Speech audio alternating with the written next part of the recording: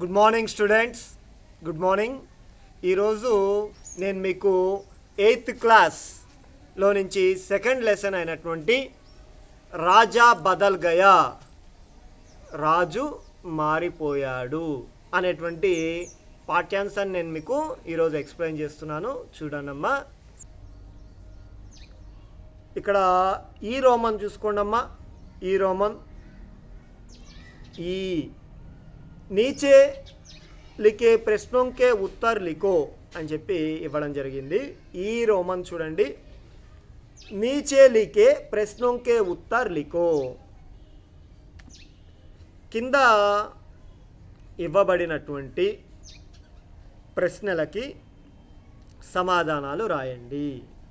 First one ఏమిచ్చాడు? రాజేష్ కహాం సే జా రహా తా.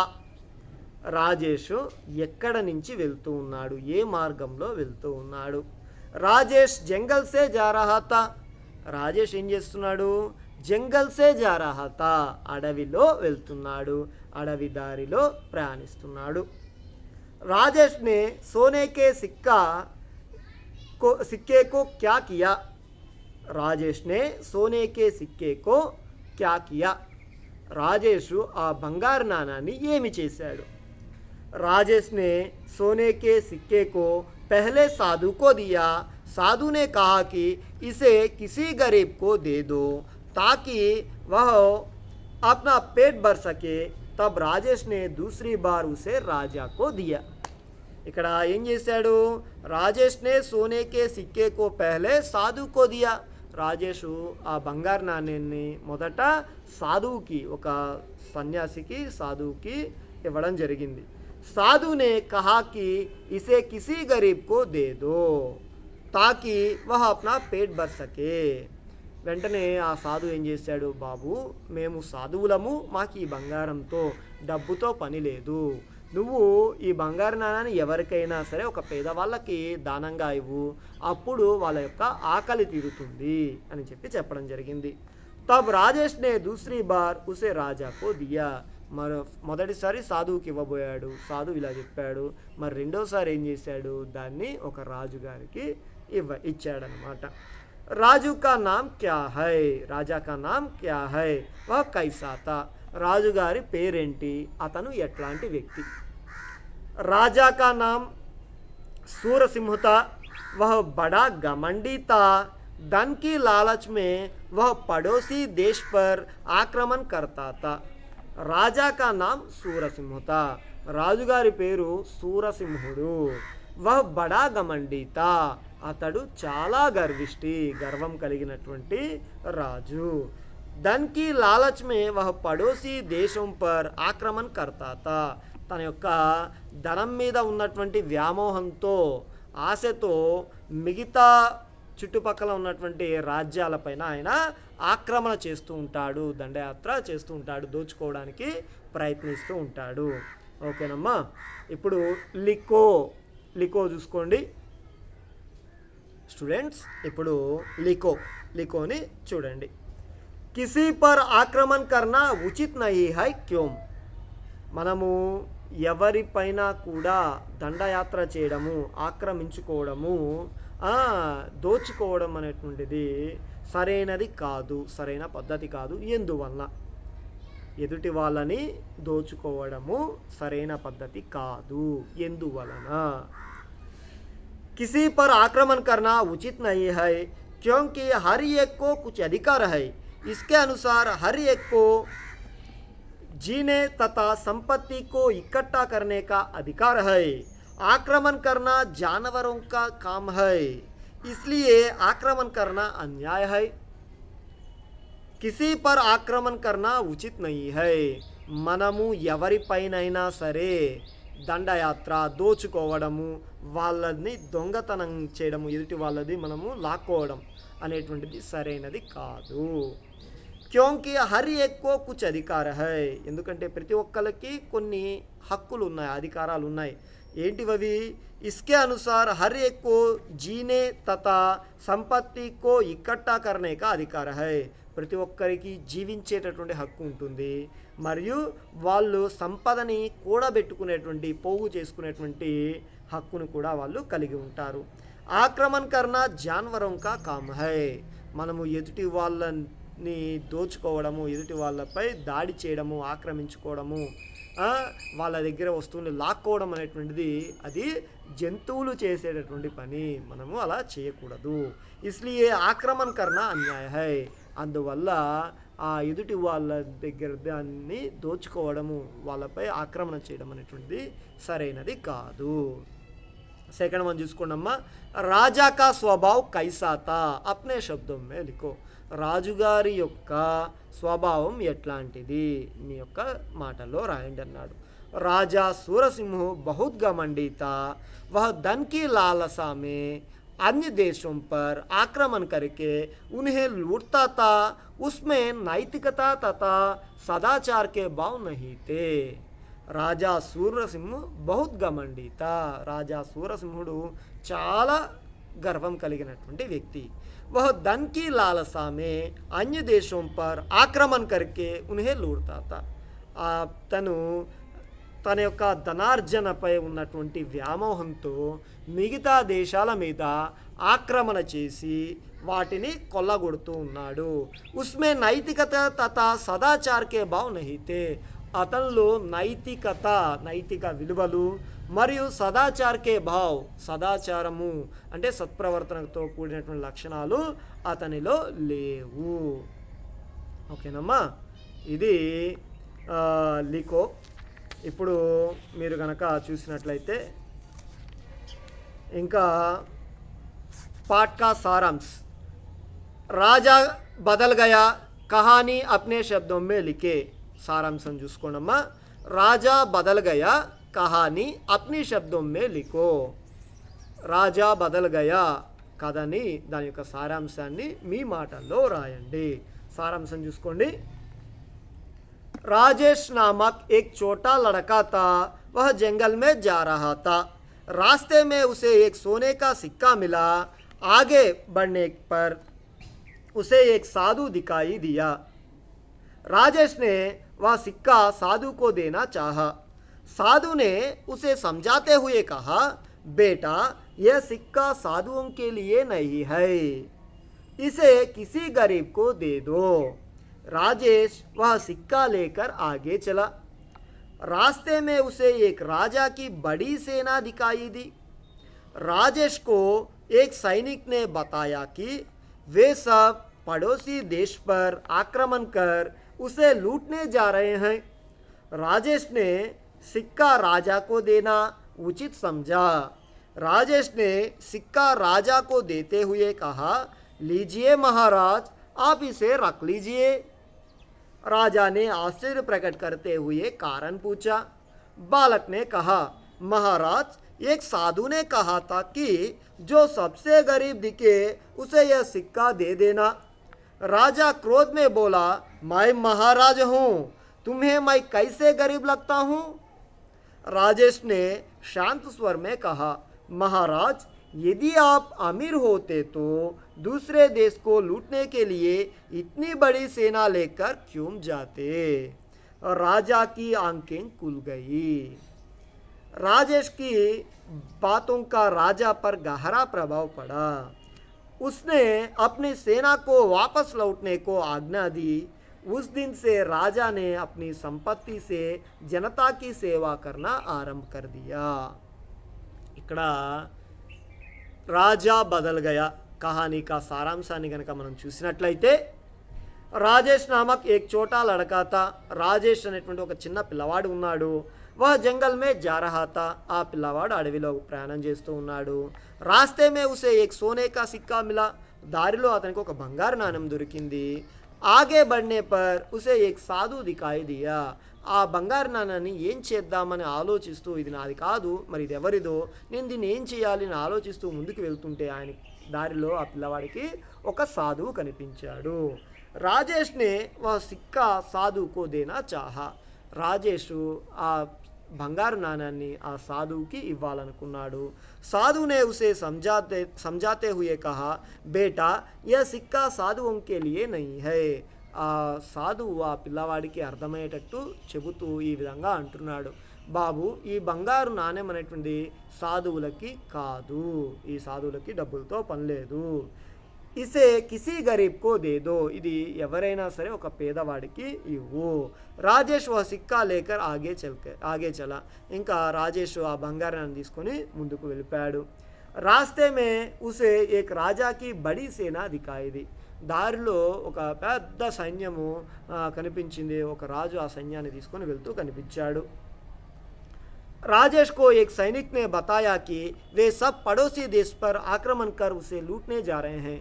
ఆ సైనికుడు ఆ పిల్లవాడికి చెప్పాడనమాట, మేమందరం కూడా పక్కన రాజ్యం మీద ఆక్రమణ చేయడం కోసం అని చెప్పి, దోచుకోవడం కోసం అని చెప్పి వెళ్తున్నాము అని చెప్పి చెప్పాడు.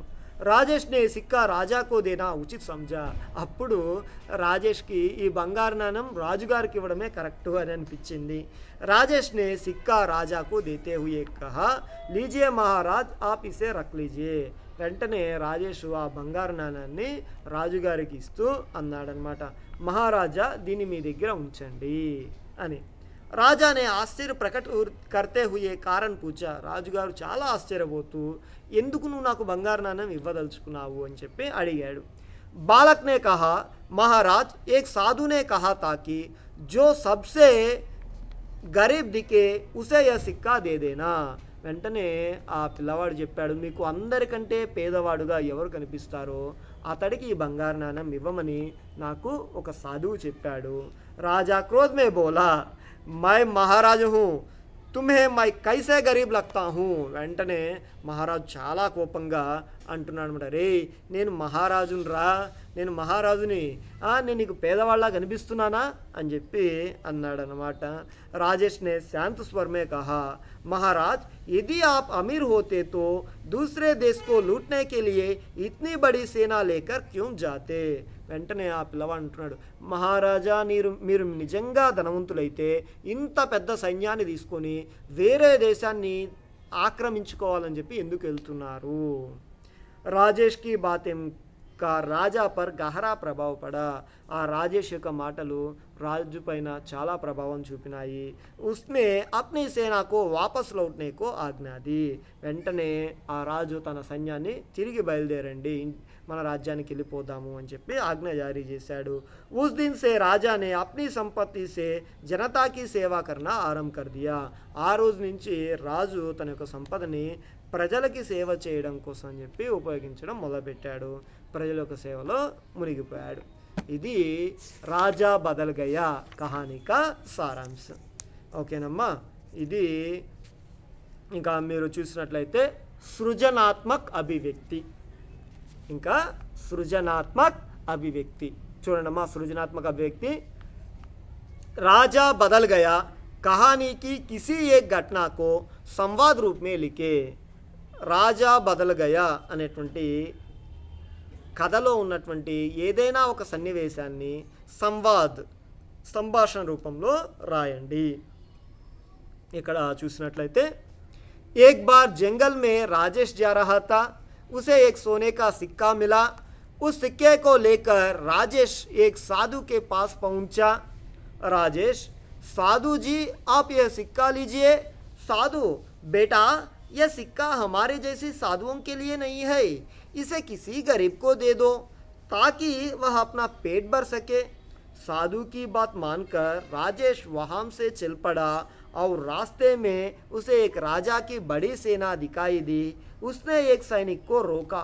राजेश, भाई आपके राजा इतनी बड़ी सेना लिए कहाँ जा रहे हैं. सैनिक, यह हमारे राजा शूरसिंह है जो पड़ोसी देश पर आक्रमण कर उसे लूटने जा रहे हैं. राजेश ने वह सिक्का राजा को देना उचित समझा और राजा के पास गया.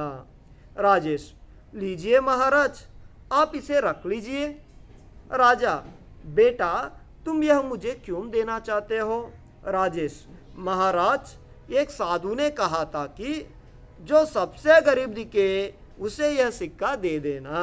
राजा उत्तेजित होकर, मैं राजा हूं, राजा मैं तुझे गरीब लगता हूं.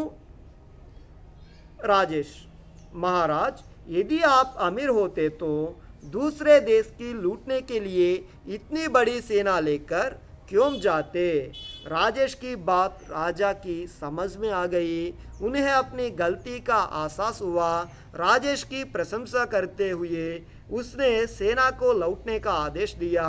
उसने उस दिन से अपनी संपत्ति जनता की सेवा में खर्च करना आरंभ कर दिया। ఇక్కడ सृजनात्मक अभिव्यक्तिలో ఇక్కడ राजा बदल गया कहानी की किसी एक घटना को संवाद रूप में लिखे అని ఇచ్చాడమ్మా। ఆ కథలో ఉన్నటువంటి ఏదైనా ఒక సన్నివేశాన్ని ఒక సంభాషణ రూపంలో రాయమన్నాడు। ఏక్ బార్ జంగల్ మే రాజేష్ జా రహా తా, ఒకసారి ఈ అడవిలో నుంచి ఒక పిల్లవాడు రాజేష్ అనే పిల్లవాడు వెళ్తూ ఉన్నాడు। ఉసే ఏక్ సోనే కా సిక్కా మిలా, అతనికి ఒక బంగారు నాణెం దొరికింది। उस सिक्के को लेकर राजेश एक साधु के पास पहुंचा। ఆ బంగారు నాణాన్ని తీసుకొని రాజేష్ ఒక సాధువు దగ్గరికి వెళ్ళాడు। రాజేష్ సాధు జీ ఆప్ యా సిక్కా లీజియే, ఇక్కడ రాజేష్ అంటున్నాడు సాధువు గారు ఈ బంగారు నాణాన్ని మీరు తీసుకోండి। సాధువు అంటున్నాడు बेटा ये सिक्का हमारे जैसे साधुओं के लिए नहीं है, इसे किसी गरीब को दे दो ताकि वह अपना पेट भर सके।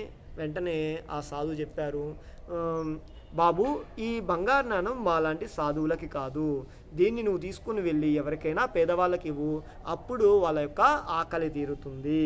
साधु की बात मानकर राजेश वहां से चल पड़ा और रास्ते में उसे एक राजा की बड़ी सेना दिखाई दी। उसने एक सैनिक को रोका। ఇంకా సాధువు గారి మాటలు అర్థం చేసుకొని ఆ పిల్లవాడు ముందుకు వెళ్ళిపోతూ ఉన్నాడు। వెళ్తుంటే దారిలో అతనికి ఒక పెద్ద సైన్యం కనిపించింది। ఆ సైన్యంలోంచి ఒక సైనికుడిని ఆపి ఈ పిల్లవాడు అడిగాడు అనమాట, రాజేష్ బాయి ఆప్కే రాజా ఇతనీ బड़ी सेना लिए कहां जा रहे हैं। రాజేష్ అడుగుతున్నాడు సోదరా మీ రాజు ఇంత పెద్ద సైన్యాన్ని తీసుకొని ఎక్కడికి వెళ్తున్నాడు అని చెప్పి। సైనిక్ यह हमारे राजा सूरसिंह है जो पड़ोसी देश पर आक्रमण कर उसे लूटने जा रहे हैं। వెంటనే ఆ సైనికుడు చెప్పాడు బాబు ఈయన మా రాజుగారు సూరసింహుడు, ఆయన పక్కన ఉన్నటువంటి రాజ్యాన్ని ఆక్రమించుకోవాలని చెప్పి వెళ్తున్నాడు। राजेश ने वह सिक्का राजा को देना उचित समझा और राजा के पास गया। ఈ బంగారు నాణాన్ని రాజుగారికి ఇవ్వడమే కరెక్టు అని చెప్పి రాజుగారి దగ్గరికి వెళ్ళాడు। लीजिए महाराज आप इसे रख लीजिए, మహారాజా ఈ బంగారు నాణాన్ని తీసుకోండి మీ దగ్గర ఉంచుకోండి అని చెప్పి అన్నాడు అనమాట। రాజా బేటా तुम यह मुझे क्यों देना चाहते हो, బాబు ఈ బంగారు నాణాన్ని నువ్వు నాకెందుకు ఇవ్వదలుచుకున్నావు అని చెప్పి అడిగాడు। राजेश महाराज एक साधु ने कहा था कि जो सबसे गरीब दिखे उसे यह सिक्का दे देना। महाराजा నేను దారిలో వెళ్తూ ఉంటే నాకు ఈ బంగారు నాణం దొరికింది, నేను ఇది ఎవరికి ఇవ్వాలని ఆలోచిస్తుంటే ఒక సాధువు నీకు అందరికంటే పేదవాడు ఎవరు కనబడతాడో వాళ్ళకి ఇవ్వు అని చెప్పి చెప్పాడు। రాజా उत्तेजित होकर मैं राजा हूँ राजा मैं तुझे गरीब लगता हूँ, చాలా ఆవేశపడిపోతూ అంటున్నాడు రే నేను మహారాజునిరా మహారాజుని, నేను నీకు పేదవాళ్ళ కనబడుతున్నానా అని చెప్పి అడిగాడు అనమాట। राजेश महाराज यदि आप अमीर होते तो दूसरे देश को लूटने के लिए इतनी बड़ी सेना लेकर क्यों जाते। మహారాజా మీరు నిజంగా ధనవంతులైతే ఇంత పెద్ద సైన్యాన్ని తీసుకొని పొరుగు దేశాన్ని ఆక్రమించడం కోసం ఎందుకు వెళ్తున్నారు అని చెప్పి అడిగాడు। రాజేష్ కి బాత్ రాజాకి సమజ్ మే ఆ గయి, రాజేష్ అన్నటువంటి మాటలు రాజుగారికి అర్థమైనాయి। उन्हें अपनी गलती का एहसास हुआ, తను చేస్తున్నటువంటి పొరపాటుకి పశ్చాత్తాపడ్డాడు। राजेश की प्रशंसा करते हुए उसने सेना को लौटने का आदेश दिया। బాబు నువ్వు చాలా మంచి పని చేశావు అని చెప్పి మెచ్చుకొని తన యొక్క సైన్యాన్ని తిరిగి రాజ్యానికి వెళ్ళండి అని చెప్పి ఆజ్ఞ జారీ చేశాడు। उसने उस दिन से अपनी संपत्ति जनता की सेवा में खर्च करना आरंभ कर दिया। ఆ రోజు నుంచి తన సంపదని ప్రజలకు సేవ చేయడం కోసం అని చెప్పి మొదలుపెట్టాడు, ఖర్చు చేయడం మొదలుపెట్టాడు। ఓకే అమ్మా, ఇది సృజనాత్మక అభివ్యక్తి। ఓకే, ఇప్పుడు ప్రశంసని చూసుకోండి। इस पाठ में राजेश की ईमानदारी के बारे में बताया गया है। ऐसे ही एक और कहानी कक्षा में सुनाओ। ఇక్కడ ఈ పాఠంలో రాజేష్ అనేటువంటి పిల్లవాడి యొక్క నిజాయితీని చెప్పడం జరిగింది. అటువంటి ఒక కథని చెప్పండి. चूहे और हाथी। बहुत पुरानी घटना है।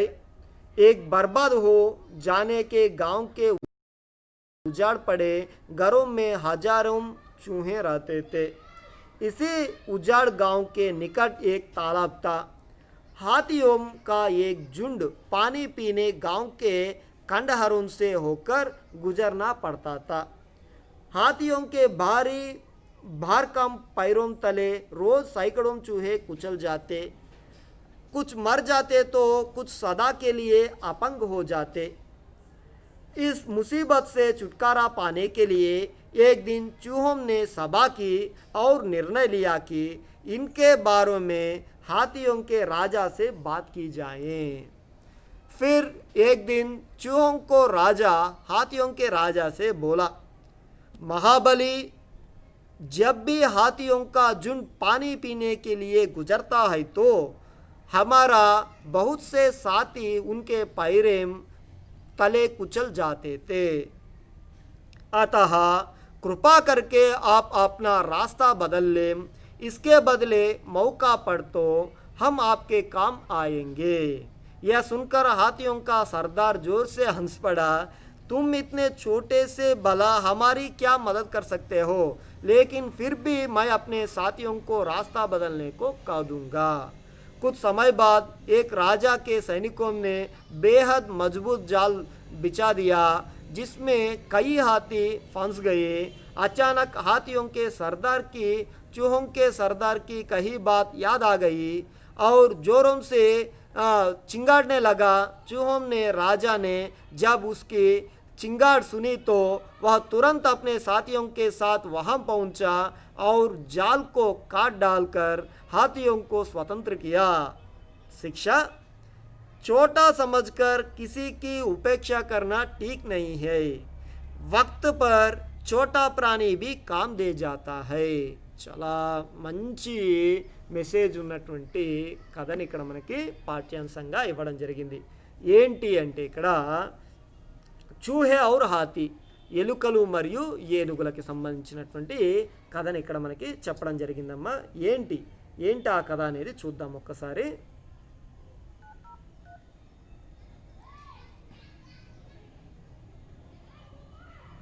ఇక్కడ చూహే ఔర్ హాతీ बहुत पुरानी घटना है। ఇది చాలా కాలం నాటి మాట. एक बर्बाद हो जाने के गांव के उजाड़ पड़े घरों में हजारों चूहे रहते थे। एक बर्बाद हो जाने के गांव के उजाड़ पड़े घरों में हजारों चूहे रहते थे. ఒక పాడుబడినటువంటి ఊరిలో పాడుబడిన ఇళ్లలో ఒక కొన్ని వేల ఎలుకలు నివసిస్తూ ఉండేవి. అంటే ఒక ఊరు ఉంది. ఆ ఊరిలో పాత ఇల్లు ఉన్నాయి. ఆ పాత ఇళ్లలో ఎవరు ఉండడం లేదు. అక్కడ కొన్ని వేల ఎలుకలు అనేటువంటివి అక్కడ కనబడుతూ నివసిస్తూ ఉన్నాయన్నమాట. ఉసి ఉజాడ్ గాంవ్ కే నికట్ ఏక్ తాలాబ్ తా. ఆ పాడుబడినటువంటి గ్రామం దగ్గరలోనే మనకి ఒక చెరువు అనేటువంటి ఉంది. हाथियों का एक झुंड पानी पीने गांव के खंडहारों से होकर गुजरना पड़ता था. అక్కడ ఆ ఏనుగుల యొక్క గుంపు అనేటువంటిది రోజు ఆ చెరువులో నీళ్లు తాగడం కోసం చెప్పి, చెరువులో స్నానం చేయడం కోసం చెప్పి ఆ ఎలుకలు ఉన్నటువంటి దారి గుండానే అవి వెళ్తూ ఉండేవి. हाथियों के बारी बारकम पैरें तले रोज सैकड़ों चूहे कुचल जाते। कुछ मर जाते तो कुछ सदा के लिए अपंग हो जाते. చాలా ఎలుకలు ఏం చేసేవి, ఆ ఏనుగులు గుంపులు గుంపులుగా వెళ్తూ ఉండేసరికి ఆ ఏనుగుల యొక్క పాదాల కింద పడి చనిపోతూ ఉండేవి. కొన్ని బతికినా కూడా అంగవైకల్యంతో జీవితాంతం నడవలేనటువంటి స్థితిలో ఉంటూ ఉండేవి. इस मुसीबत से छुटकारा पाने के लिए एक दिन चूहों ने सभा की. ఆ అవస్థ నుంచి, దురవస్థ నుంచి బయటపడడం కోసం చెప్పి ఎలుకలన్నీ కూడా సమావేశమైనాయి. और निर्णय लिया कि इसके बारे में हाथियों के राजा से बात की जाए. అవి వెంటనే అనుకున్నాయి ఈ విషయం మీద ఆ ఏనుగుల యొక్క రాజుతో మనము మాట్లాడాలి అని. फिर एक दिन चूहों का राजा हाथियों के राजा से बोला, महाबली, जब भी हाथियों का झुंड पानी पीने के लिए गुजरता है तो हमारे बहुत से साथी उनके पैरों तले कुचल जाते हैं. ఒకరోజు ఏమైంది, ఎలుకల యొక్క మహారాజు ఈ ఏనుగుల యొక్క మహారాజుని కలవడం జరిగిందనమాట. ఎలుకల మహారాజు ఏనుగుల మహారాజుతో అంటున్నాడు, మహాబలి, మీ యొక్క సమూహము ఆ ఏనుగుల యొక్క గుంపు ఆ నీళ్లు తాగడం కోసం అని చెప్పి వెళ్తూ ఉంటే మా యొక్క స్నేహితులు, మా తోటి ఎలుకలన్నీ కూడా వాళ్ళ యొక్క పాదాల కింద పడి చనిపోతూ ఉన్నారు. अतः कृपा करके आप अपना रास्ता बदले ले, इसके बदले मौका पड़ा तो हम आपके काम आएंगे. దయచేసి మీరు మేమున్నటువంటి దారి గుండా కాకుండా మీ యొక్క దారిని మళ్లించుకున్నట్లయితే మేము మీకు జీవితాంతం కృతజ్ఞతగా ఉంటాము. మీకు ఏదైనా అవసరం పడితే మేము ఖచ్చితంగా సహాయం చేస్తాము అని చెప్పారు. यह सुनकर हाथियों का सरदार जोर से हंस पड़ा, तुम इतना छोटे से भला हमारी क्या मदद कर सकते हो, लेकिन फिर भी मैं अपने साथियों का रास्ता बदलने को कह दूंगा. వెంటనే ఆ ఎలుక మహారాజు అన్నటువంటి మాటలు విని ఆ ఏనుగుల యొక్క మహారాజు నవ్వుతాడనమాట. అరే, మీరు ఇంత చిన్న ప్రాణులు, మీరు మాకే విధంగా సాయం చేస్తారు అని నవ్వి, అయినా సరే మీకోసం అని చెప్పి నేను మా తోటి వాళ్ళతో, మా స్నేహితులందరితో కూడా చెప్తాను, ఆ దారిలో వెళ్ళొద్దండి, వేరే దారి గుండా వెళ్ళండి అని చెబుతాను. अचानक हाथियों के सरदार को कुछ समय बाद एक राजा के सैनिकों ने बेहद मजबूत जाल बिछा दिया, जिसमें कई हाथी फंस गए. కొన్ని రోజులు గడిచిపోయినాయి. ఒకరోజు మహారాజు గారి యొక్క సైనికులు ఏం చేశారు, ఏనుగుల్ని పట్టుకోవడం కోసం చెప్పి వలని పన్నారనమాట. అందులో చాలా ఏనుగులు చిక్కుకున్నాయి. अचानक हाथियों के सरदार को चूहों के सरदार की कही बात याद आ गई और जोरों से चिंगाड़ने लगा. వెంటనే వలలో చిక్కుకున్నటువంటి ఈ ఏనుగుల మహారాజుకి ఎలుక మహారాజు చెప్పినటువంటి మాటలు గుర్తుకొచ్చినాయి. వెంటనే గట్టిగా గీంకరించడం మొదలుపెట్టాడు, అరవడం మొదలుపెట్టాడు అనమాట. వెంటనే चूहों के राजा ने जब उसकी चिंगाड़ सुनी तो वह तुरंत अपने साथियों के साथ वहां पहुंचा और जाल को काट डालकर हाथियों को स्वतंत्र किया. ఆ ఏనుగు యొక్క గీంకారం విన్న వెంటనే ఆ ఎలుక మహారాజుకి అర్థమైపోయింది ఆ ఏనుగు మహారాజు ఆపదలో ఉన్నాడు అని. వెంటనే తన యొక్క స్నేహితులతో పాటు అక్కడికి వచ్చాడు. ఆ వలలన్నిటినీ కొరికేశాడు. ఆ ఏనుగులన్నిటికీ కూడా స్వాతంత్రాన్ని కలిగించాడు. శిక్ష, నీతి ఏంటంటే, చోటా సమజ్కర్ కిసీకి ఉపేక్ష కర్నా ఠీక్ నహీ. ఎవరిని కూడా చిన్నవాళ్ళుగా భావించి తక్కువగా చూసి వాళ్ళని తక్కువ చేయడం అనేటువంటిది, చిన్నవాళ్ళుగా భావించి చాలా తక్కువగా చూడడం, వాళ్ళని చులకన చేయడం అనేటువంటిది సరైన పద్ధతి కాదు. వక్త్ పర్ చోటా ప్రాణి బి కామ్ దే జాతా హై. మనకి సమయం వచ్చినప్పుడు ప్రతి ఒక్కళ్ళు కూడా వాళ్ళ వాళ్ళ స్థాయిలో వాళ్ళు ఉపయోగపడతారు. అందుకనే మనకుంది ఏంటి, సూది చేసే పని కత్తెర చేయలేదు, కత్తెర చేసే పని సూది చేయలేదు. ఓకే, మనము పెద్దవాళ్ళ యొక్క సపోర్ట్ ఉంది కదా అని చెప్పి చిన్నవాళ్ళని ఎప్పుడూ చులకనగా చూడకూడదు. మరి చిన్నవాళ్ళతోనే కలిసి ఉందామని చెప్పి పెద్దవాళ్ళని తక్కువ అంచనా వేయకూడదు. ఇక్కడ మనకి ఒక్కొక్క సందర్భంలో ఒక్కొక్కరి యొక్క అవసరం ఏర్పడుతుంది కాబట్టి మనం ఎవరిని కూడా తక్కువ అంచనా అనేటువంటి వేయకూడదు. ఓకేనమ్మా, ఇది మీకు రాజా బదల్ గయా అనేటువంటి పాఠ్యాంశం. ఇందులో నేను మీకు అన్ని లెసన్ మొత్తాన్ని కూడా ఎక్స్ప్లెయిన్ చేయడం జరిగింది. ఇది వెరీ వెరీ ఇంపార్టెంట్, బాగా నేర్చుకో.